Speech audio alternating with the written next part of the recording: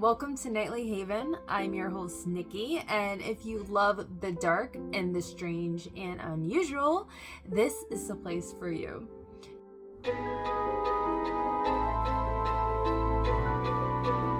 Fear tingles down your spine and hairs stand on end. Mysteries unknown and tales in the dark. Are you ready? Hello? In 1969, the world stopped. Living rooms fell silent. Radios hummed. Televisions flickered with ghostly black and white images from 238,000 miles away. A man stepped down a ladder.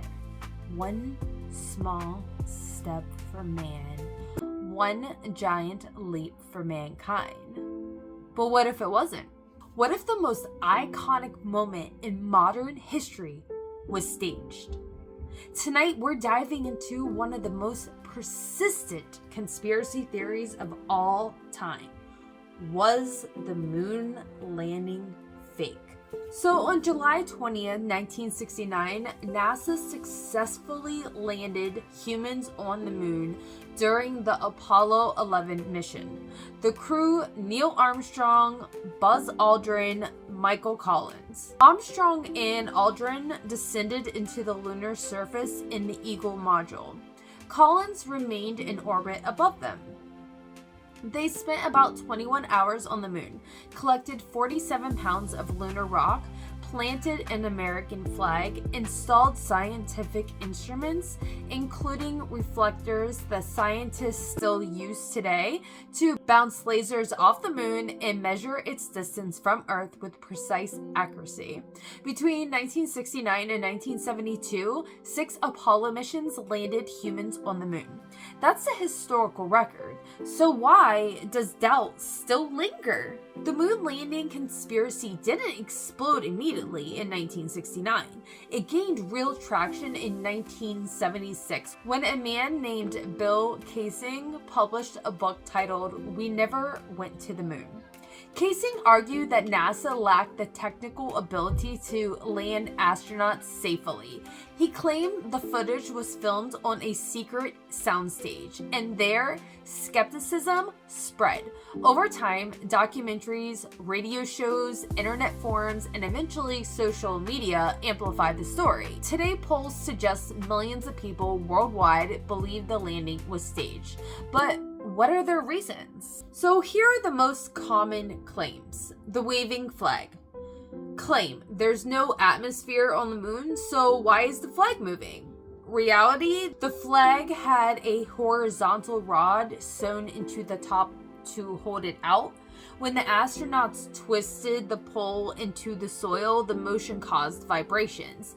And because there's no air resistance, the movement lasted longer than it would on Earth. It looks dramatic, but it's consistent with physics. Claim 2. No stars in the sky. There are no stars visible in the photos. Reality: camera exposure settings. The lunar surface is extremely bright in direct sunlight. The cameras were set to capture the astronauts and the terrain, not faint, distant stars. It's like taking a photo during the day and then asking why you can't see constellations. Third one, no blast crater. Claim: the lunar module should have made a huge crater. Reality: the descent engine was designed to throttle down as it approached the surface. The moon's gravity is about 1/6 of the Earth's. Dust was displaced outward, not explosively downward. Footage and surface photos match this expectation. The Kubrick theory. One of the most cinematic theories suggests legendary director Stanley Kubrick secretly filmed the landing.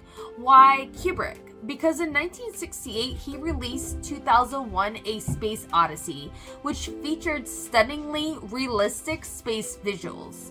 The theory claimed that the US government hired him to stage the moon landing to beat the Soviet Union in the space race. It's dramatic, it's thrilling, and it feels like a movie plot, but there's no documented evidence connecting Kubrick to NASA's deception. and even his family dismissed the idea. Still, it makes for a compelling legend. And context matters. The 1960s were not peaceful years. The United States and the Soviet Union were locked into a space race. The Soviets had already launched Sputnik, sent the first human into space. America needed a victory. In 1961, President John F. Kennedy declared that America would land a man on the moon before the decade ended.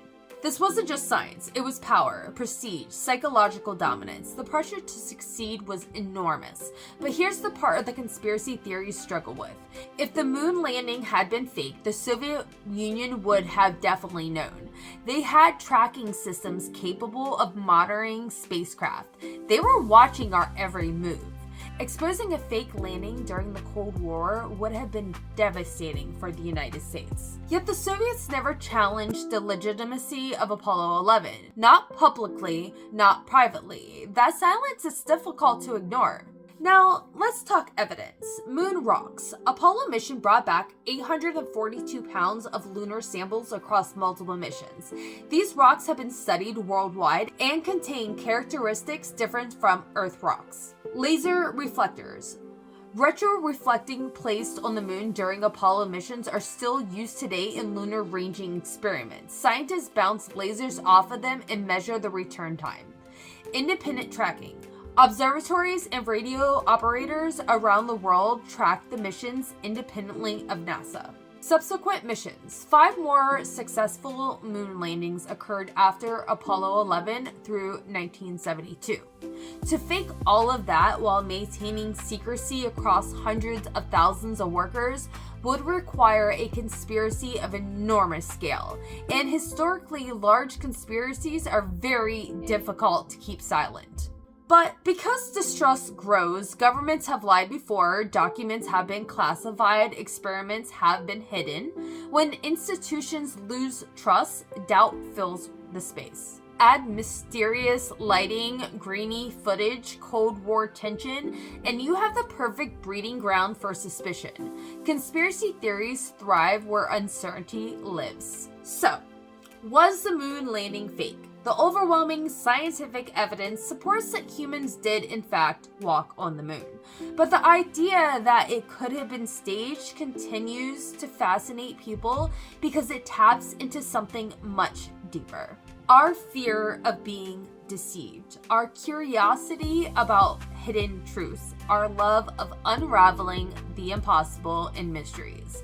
And maybe that's why this theory never fully dies, because sometimes the mystery is more powerful than the answer. This has been Nightly Haven. I'm Nikki, and whether we walked on the moon or walked into the greatest stage ever built, the question still lingers in the dark, and we will be here to explore it.